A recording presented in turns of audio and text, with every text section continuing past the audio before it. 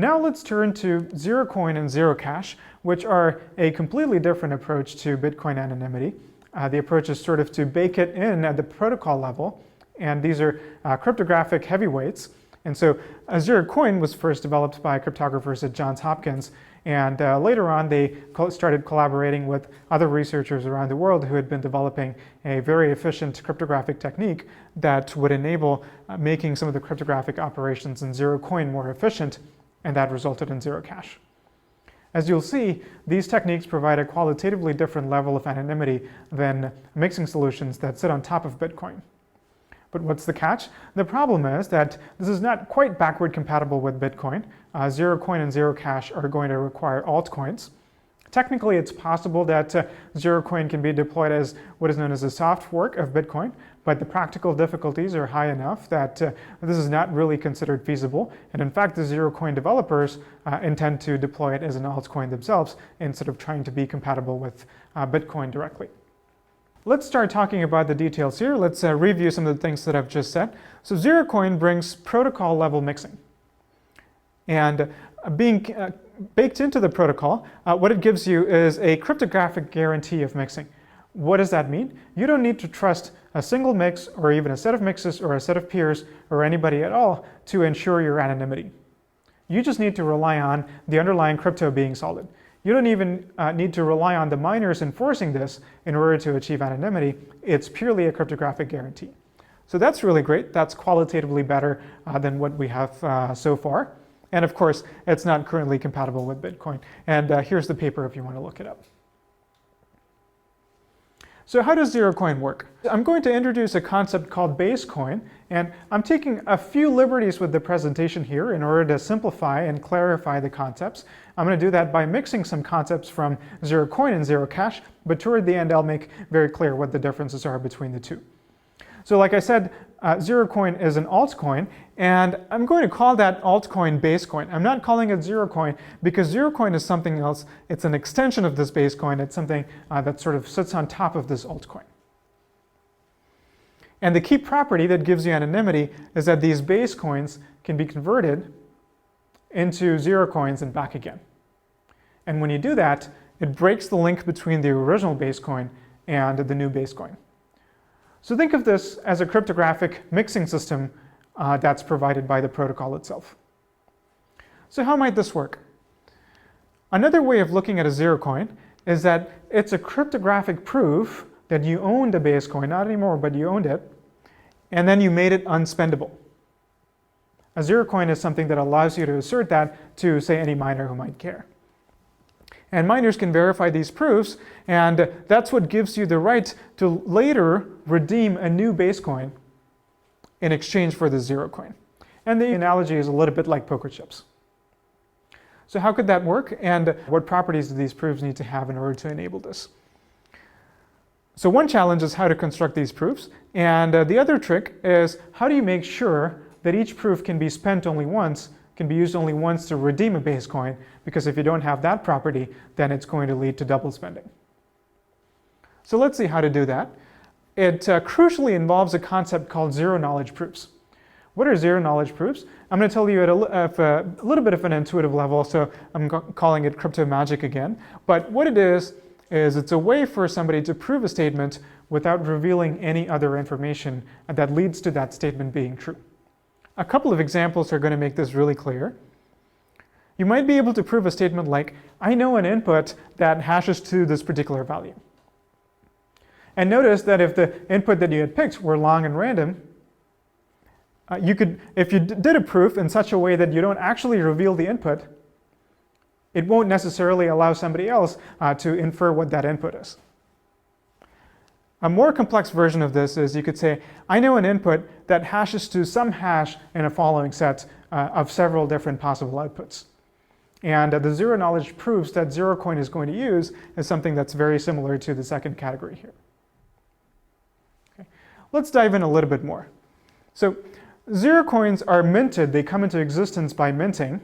And anybody can do this.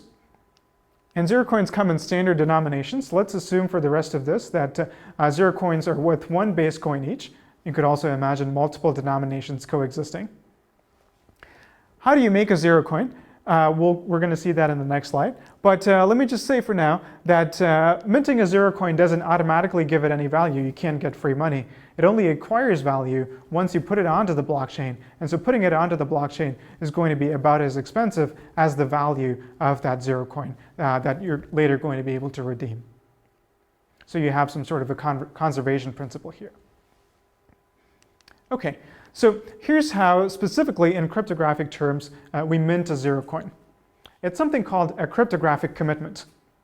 What a cryptographic commitment is intuitively you can think of it as you're taking a serial number, a random serial number that you generated, and putting it into an envelope. So this intuitive notion of putting it into an envelope, cryptographically, what does that correspond to? What it corresponds to is generating another random secret R, which you're never going to make public, and computing the hash of the coin serial number together with this random secret. Now this is a little bit of a simplification, but it really helps you understand the properties of the system, so let's go with this description. So what just happened here? You generated arbitrarily, just like you generate Bitcoin public keys, a serial number for your Zerocoin.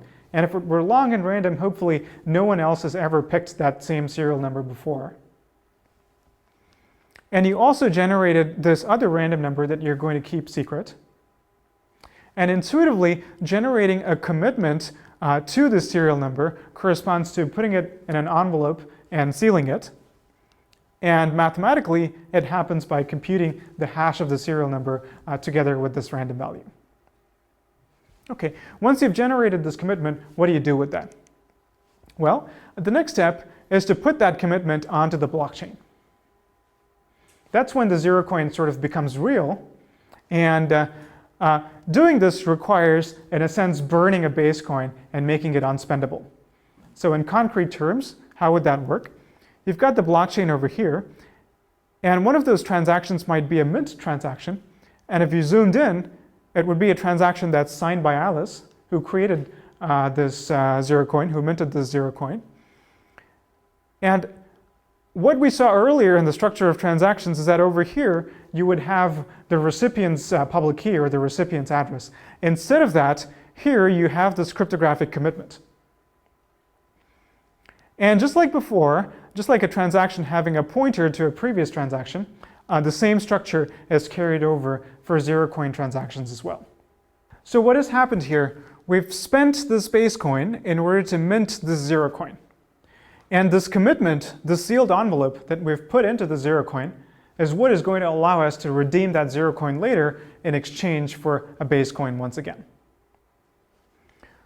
So how does that work?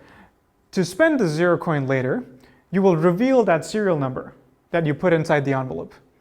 And what miners will do, it's their job to verify that the serial number has not been spent before, that the serial number has not been revealed as a number that was put inside some other envelope. That's what prevents double spending in the system. Next, you'll create a zero-knowledge proof that we just talked about. And specifically, the zero-knowledge proof will say, I know a number R such that the hash of the serial number together with R corresponds to one of the Zerocoins in the blockchain. And we'll make that statement more mathematically precise in a second. But think about what this says. It doesn't reveal that random number R. But somehow you're proving that you are in possession of that number, combined with this serial number that you have just made public, will result in the Zerocoin that was once in the past put onto the blockchain. Right? So for somebody looking at this proof, this is all they need to know to verify that you earlier spent a base coin in order to get to this point. So this now should give you the right to redeem a base coin. But which base coin? And here's where the anonymity property comes in.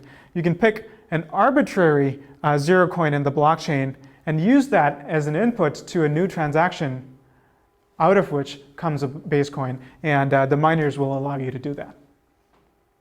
Right? So put a Zerocoin in, take a Zerocoin out, but a different Zerocoin.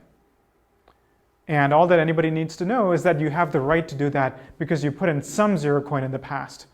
Doesn't matter which Zerocoin.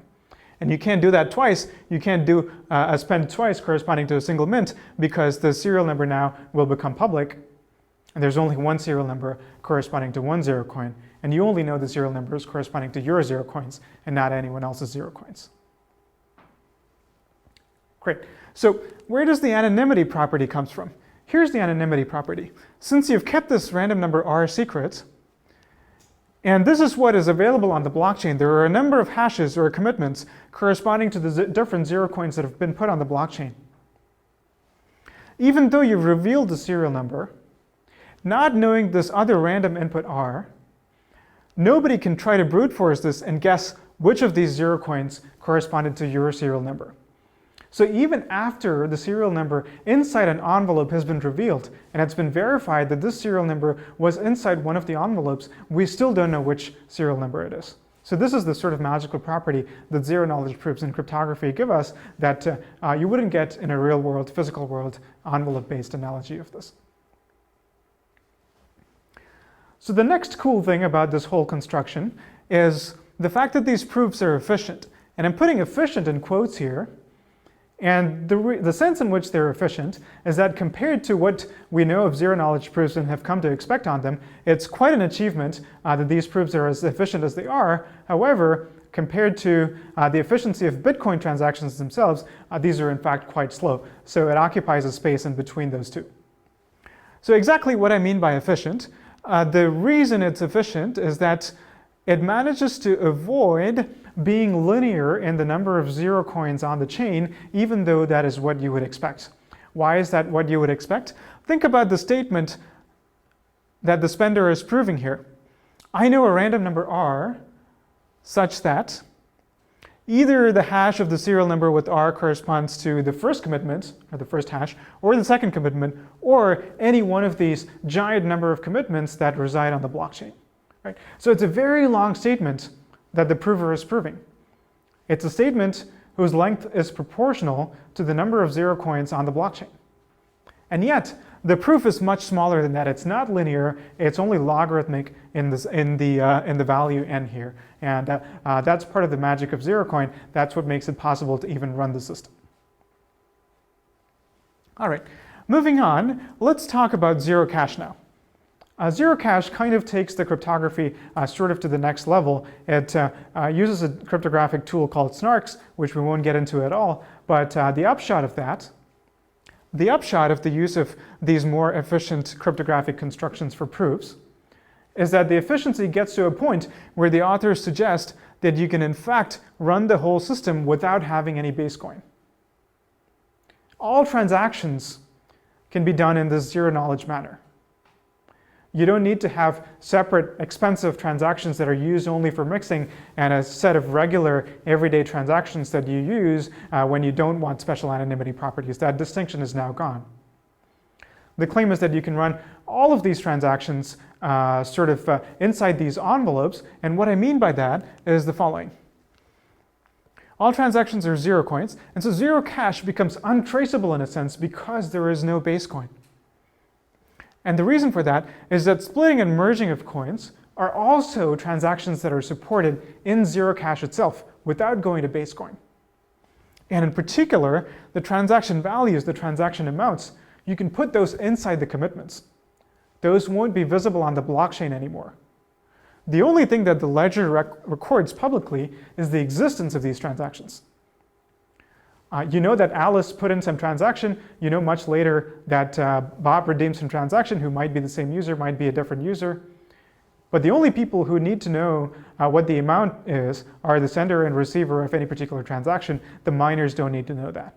If there's a transaction fee, then the miners need to know that fee, but that doesn't really compromise your anonymity property. Right? So the ability to run Zerocoin in this different configuration where it's not two different coins anymore, it's not a base coin with a mix layer on top, but instead an entirely untraceable system of transactions, puts Zerocash sort of in the next level when it comes to anonymity, because a lot of the possible side channel attacks that were true for mixing, that were true to a certain extent at least for Zerocoin, are no longer true for Zerocash because the transaction amounts will no longer be visible in the public ledger. But that almost sounds too good to be true. A completely untraceable electronic cash system. It is ledger-based, but the ledger doesn't record anything that might compromise anonymity or privacy. Well, there is one catch. Here's the catch in Zerocash. It requires a certain setup process to even set up the system. Specifically, one needs random and secret inputs in order to generate the public parameters. Think of those as public keys, except that these are giant public keys. They're over a gigabyte in size. And not only that, not only is the size a bit of a problem, these secret inputs for the security of the system then have to be securely destroyed so that nobody knows what those secret inputs were that were used in order to generate these public parameters. That seems like a bit of a problem, and the reason that no one can know them is because if somebody knows them, it doesn't mean that they will be able to compromise anonymity, but they will be able to create new Zerocoins for themselves, and nobody will be the wiser, which is also an equally bad problem for the currency. So it's kind of an interesting sociological problem here. How could some entity set up the system and then convince everybody that they have securely destroyed the parameters that were, of course, necessary in order to set up the system? So it's not entirely clear how that can be solved. There have been various proposals for it, but at the moment, we don't have a very clear idea of how to go forward on this. So what have we seen so far in all of the different efforts to improve anonymity in Bitcoin? Well, if we put them on a line, as I'll show you in a second, we see that there are 5 clearly different levels of anonymity that we've seen in different proposed solutions. And what are these? So let's look at not only the levels of anonymity that these systems provide, but also the deployability of these systems. Let's start with Bitcoin, which is already here. It's only pseudonymous. It doesn't even aspire to be really anonymous. And we've seen that pretty bad transaction graph analysis are possible. I showed you many beautiful graphs with the clustering of different addresses, and in many cases, how to go from those addresses to identities. So not a lot of anonymity provided by Bitcoin. The next level is simply using a single mix, sort of in a manual way in which people are doing right now with some of these dedicated mix services. And that still allows you transaction graph analysis because, as you might remember from the 4 principles that I gave you, if you don't have this automated system that has uniform chunk sizes and so on, a lot of transaction graph analysis is still possible. In addition, you have to worry that this mix might not be trustworthy, is storing records, and might be sharing them with other people, and again, could get hacked, etc. The third level that we saw is a chain of mixes. And this can be in a centralized model or a decentralized model.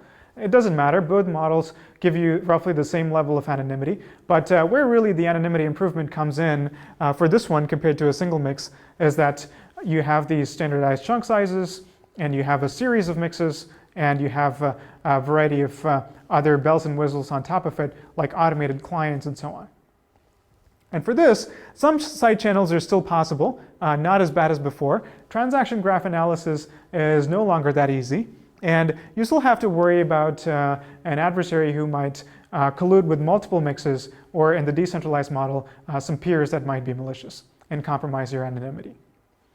This is, of course, perfectly backward compatible with Bitcoin, could be deployed and adopted any day. Hasn't quite happened yet in a way that we would consider to be truly anonymous. And then we saw Zerocoin, which is cryptographic mixing baked into the protocol. Doesn't depend on anybody promising to destroy their records or anything like that. You just need to trust the math. So that's a whole different level of anonymity. In my opinion, it still has some possible side channels, but it's not as bad as the other mixing-based solutions that we saw, where it's not baked into the protocol. And Zerocoin, of course, as we saw, is an altcoin, so it's not quite Bitcoin compatible in a way that one might hope. And finally, Zerocash. The difference between Zerocash and Zerocoin is not so much at a fundamental mathematical level, but because of the fact that you can run Zerocash in a configuration where you get rid of the base coin altogether, and the efficiency is not too bad in that configuration. And so what that gives you is untraceability, which is something on top of unlinkability. So that's a new anonymity property. And there really aren't any anonymity attacks that I can think of, at least. But the downside, of course, is that not only is it an altcoin, but it also has this very tricky setup process that we don't necessarily know how to make progress on.